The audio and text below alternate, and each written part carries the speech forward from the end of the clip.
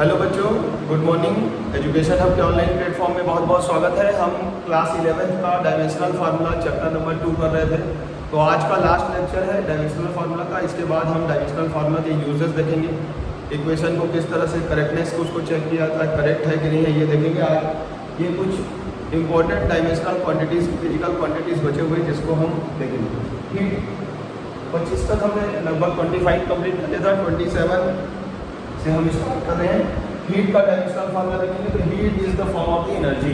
तो जो एनर्जी का डायमेंशनल फार्मूला होता है वही हीट का भी डायमेंशनल फार्मूला होगा। तो मैंने आपको बताया था एनर्जी का डायमेंशनल फार्मूला जो है mL²(T⁻²) होता है।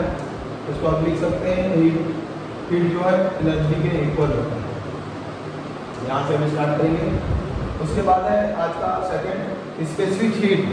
स्पेसिफिक हीट आपको निकालना है। स्पेसिफिक हीट का सबसे शुरू आपको फार्मूला लिखना होगा डेल क्यू, है ना। मैंने आपको पहले ही कहा है कि किसी भी क्वांटिटी का आपको डायमेंशनल फार्मूला निकालना है, आपको उसका फार्मूला पता होना चाहिए। Del q F/Δt। यहाँ से आप डायमेंशनल फार्मूला निकाल सकते हैं। तो डेल क्यू मतलब हीट होता है। हीट का आपको पता है, आपने निकाल लिया है। हीट का क्या होता है mL²(T⁻²). देन m का आपको पता होगा, m मतलब मास और टेम्परेचर का होता है केल्विन। इसको आप इक्वेट कर दीजिए, आपका आंसर आ जाएगा। m से m क्या हो जाएगा, कैंसिल हो जाएगा, कैंसिल हो जाएगा। तो m0, ठीक है, L²(T⁻²) और K⁻⁻1। इंपॉर्टेंट है, थोड़ा ध्यान रखेंगे। m0 L²(T⁻²) K⁻⁻1 dimensional formula होगा स्पेसिफिक हीट। नेक्स्ट है लेटेंट हीट। सारे का फार्मूला पता होना चाहिए। लेटेंट हीट को हम कैसे दिखाते हैं, इसका भी जो फार्मूला होता है वो होता है हीट बाई मास। क्या होता है, हीट बाई मास। अब आपने हीट का निकाल लिया है, हीट का पहले निकाल लिया है mL²(T⁻²) अपॉन मास का m हो जाएगा। तो m से m अगेन कैंसिल हो गया, आंसर आ जाएगा m0 L²(T⁻²). तो अगर आप हीट का याद कर लेंगे या रिमाइंड कर लेंगे तो स्पेसिफिक हीट का, लेटेंट हीट का अपने आप बन जाएगा। बहुत ही तीनों एक दूसरे से रिलेटेड है, तो अब तीनों एक साथ याद रखिए। नेक्स्ट है इंपॉर्टेंट है, एग्जाम में एक बार पूछा गया है आपका प्लैंक कांस्टेंट। प्लैंक कांस्टेंट आपको निकालना है। देखिए प्लैंक कांस्टेंट का जो फार्मूला होता है तो पहले ही फार्मूला निकालना है, तो एनर्जी अपॉन फ्रीक्वेंसी होता है। क्या याद रखना है हमको, हमारा जो प्लैंक कांस्टेंट है इसका फार्मूला हो जाएगा energy upon frequency. Energy upon frequency होता है। वो एनर्जी आपको पहले बताया हूँ, एनर्जी को होता है mL²(T⁻²) और फ्रीक्वेंसी का क्या हो जाएगा 1/T। फ्रीक्वेंसी का क्या हो जाएगा 1/T। तो आप रिलेट कर दीजिए प्लैंक कांस्टेंट में mL²(T⁻² and T⁻⁻1। ये बन जाएगा mL²(T⁻² अपॉन T⁻⁻1। अब इसको आप सॉल्व कर लेंगे, दिया जाएगा mL²(T⁻⁻3). T ऊपर जाएगा और -1 ऊपर जाके -2 के साथ -3 बनाएंगे। तो प्लैंक कांस्टेंट इंपॉर्टेंट है, आपको ध्यान में रखना है। प्लैंक कांस्टेंट का डायमेंशनल फार्मूला क्या होता है, इसको बनाएंगे। ये थोड़ा सा मिस्टेक हो गया है, ये जब -1 ऊपर जाएगा तो -2 और +1 बनाएगा। इसको सॉल्व कर लीजिएगा, -2 और +1, तो आपका आंसर आ जाएगा mL²(T⁻⁻1), क्योंकि ये माइनस है तो ऊपर जाएगा एक्सपोनेंट के फार्मूले से, तो प्लस में। तो आपको याद रखना है प्लैंक कांस्टेंट का जो डायमेंशनल फार्मूला होता है mL²(T⁻²). तो हमने 4, 27, 28, 29 और 30 4 इंपॉर्टेंट डायमेंशनल फार्मूला को भी कंप्लीट कर लिया है। 31 नंबर में universal gas constant. Universal gas constant को R कहा जाता है, इसको निकालते हैं हम। यूनिवर्सल गैस कांस्टेंट को R कहा जाता है। R = PV। PV = nRT, आपने फार्मूला सुना होगा, इसी से R = PV/NT। ठीक है, P फॉर, और P और V दोनों को आप क्या बोल सकते हैं, P और V दोनों को बोल सकते हैं एनर्जी। क्या बोल सकते हैं, एनर्जी अपॉन जो n होता है उसका मतलब होता है मोल और टी फॉर क्या होता है, टेम्परेचर। टी फॉर क्या होता है, टेम्परेचर।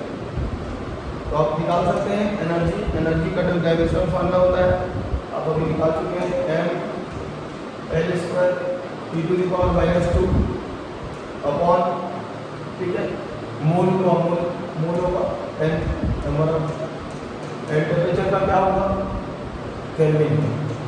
इसको जब आप सॉल्व करोगे तो M L square T to the power minus 2 mole inverse and kelvin inverse. M L square T to the power minus 2 mole inverse kelvin inverse important है। ये आपका होगा यूनिवर्सल गैस कांस्टेंट का डायमेंशनल फार्मूला। आपको जो important dimensional फार्मूले हैं वो मैं आपको बताते चल रहा हूँ, आपको समझते चल रहा है। नेक्स्ट है, अब हमारा जो थर्मोडायनेमिक वाला पोर्शन था वो लगभग कंप्लीट हो गया है। अब हम पहुँचते हैं इलेक्ट्रिसिटी। इलेक्ट्रिसिटी में फर्स्ट है चार्ज जो है ये चार्ज को हमको निकालना है। तो चार्ज इज इक्वल टू क्या होता है, चार्ज को किससे डिनोट करते हैं, Q is equal to current into time. क्या होता है, करेंट इनटू टाइम। फॉर्मूला लगाएंगे करेंट इनटू टाइम, ठीक है। अब करेंट का आपको निकालना है इनटू टाइम, तो बना लेंगे। करेंट का होता है एम्पियर और टाइम का होता है टी। तो यही होगा एम नॉट एल नॉट, ठीक है, और टी। तो टी तो रहेगा ही, M naught L naught T into A. आप ऐसा लिख सकते हैं, M naught L naught T into A. ये आपका हो जाएगा चार्ज। नेक्स्ट है पोटेंशियल। पोटेंशियल का डेफिनेशन पता होना चाहिए आपको। पोटेंशियल इज इक्वल टू क्या होता है, वर्क बाई चार्ज। पोटेंशियल का फॉर्मूला होता है work by charge. Work by charge, तो वर्क का आपको डायमेंशनल फार्मूला पता होना चाहिए और चार्ज का भी हमने निकाला है। तो वर्क का जो डायमेंशनल फार्मूला मैं आपको बताया था, M L square T to the power minus 2 upon charge का आपने अभी निकाल लिया है, ए और टी। इसको सॉल्व कर दीजिए, आ जाएगा एम एल स्क्वायर, टी ऊपर जाएगा माइनस 2 और minus 1 T to the power minus 3 and A inverse. ये आपका हो गया potential, M L square T to the power minus 3 A inverse. ये जितने भी डायमेंशन क्वांटिटी आपको बता रहा हूँ एग्जाम पॉइंट ऑफ व्यू से बहुत ज़्यादा इंपॉर्टेंट है। आप इसको बार बार लगाइए, थोड़े डिफिकल्ट है, बार बार प्रैक्टिस करने से आपसे बनेगा। नेक्स्ट है रेजिस्टेंस। रेजिस्टेंस का जो फार्मूला होता है, रेजिस्टेंस का जो फार्मूला होता है आपको पता होगा, potential difference by current. Resistance का जो फार्मूला होता है potential difference by current. Potential difference का हमने अभी निकाला है, देखिए पोटेंशियल डिफरेंस का हमने अभी निकाल लिया डिवाइडेड बाई करंट। तो पोटेंशियल डिफरेंस में करंट को डिवाइड कर दीजिए, रेजिस्टेंस निकल जाए।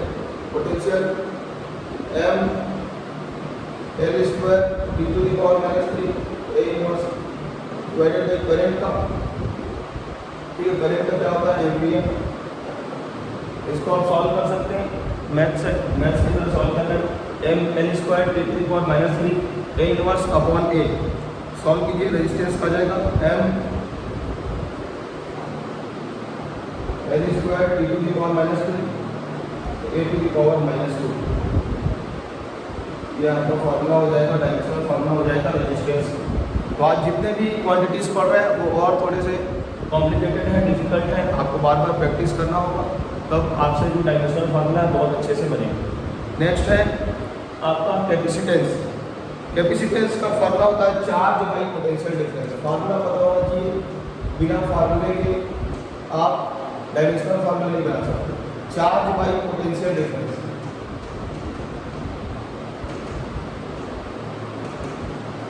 चार्ज का आपको पता है, चार्ज का हमने निकाला है, थोड़ी देर पहले चार्ज का देखिए निकालते रहता है। चार्ज का M L square T to the power minus 2। अब पोटेंशियल डिफरेंस का भी निकाला है, उन दोनों को सॉल्व कीजिए। एक बार सॉल्व करके बताइए हो रहा है क्या।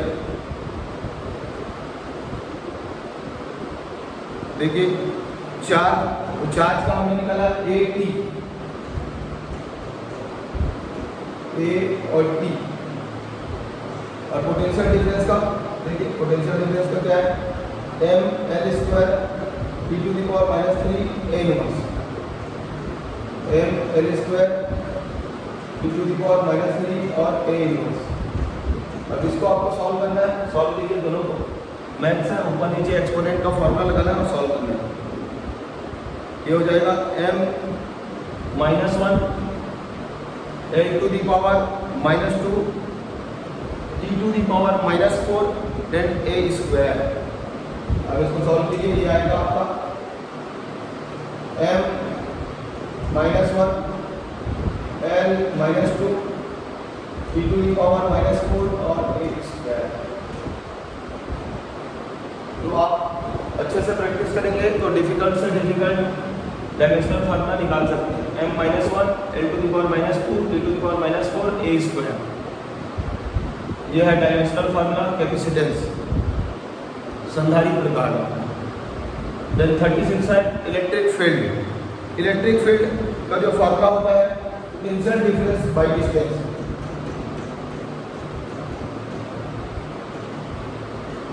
Potential difference by distance. अब आपको पोटेंशियल डिफरेंस का फिर से पता है, अभी निकाला हमने, क्या होता है m L square T to the power minus 3 A inverse divided by distance का हो जाएगा l। अब इसको सॉल्व कर सकते हैं, m एल ऊपर जाएगा माइनस 1 बनाएगा तो 2 माइनस 1 1 बचेगा, l T to the power minus 3 और ए इनवर्स। ये आपका हो जाएगा इलेक्ट्रिक फील्ड। चेक कीजिए m l T to the power minus 3 A inverse. तो आज का हमारा लेक्चर का लास्ट एक डायमेंशनल फार्मूला बच गया है, स्पेसिफिक रेजिस्टेंस।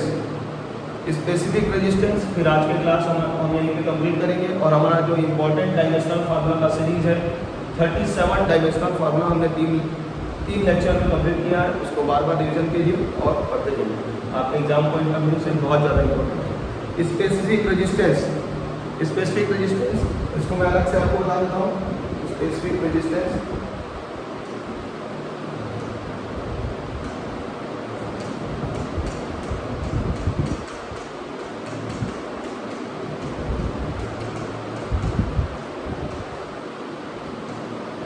नंबर में है। तो पहले तो आपको स्पेसिफिक रेजिस्टेंस या जिसका भी निकालना है उसका फार्मूला पता होना चाहिए। मैंने आपको कहा है कि हमको अगर डायमेंशनल फार्मूला निकालना है तो फार्मूला जानना बहुत ज़्यादा जरूरी है। तो आप देखिए स्पेसिफिक रेजिस्टेंस का फार्मूला क्या होता है, resistance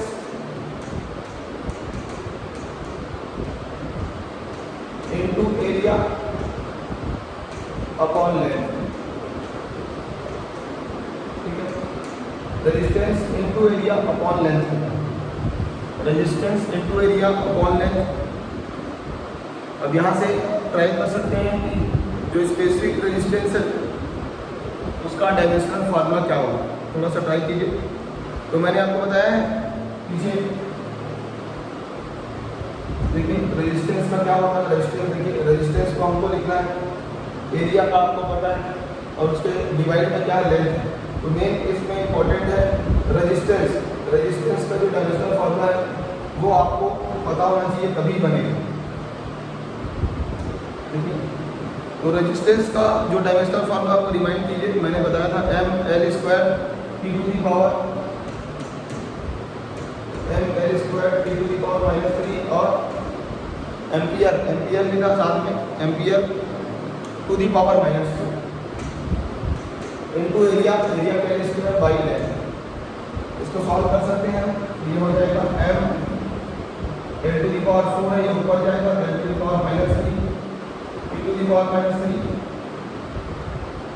L to the power minus 3। ये आपका डायमेंशनल फार्मूला हो गया specific resistance m l cube T to the power minus 3 A to the power minus 2।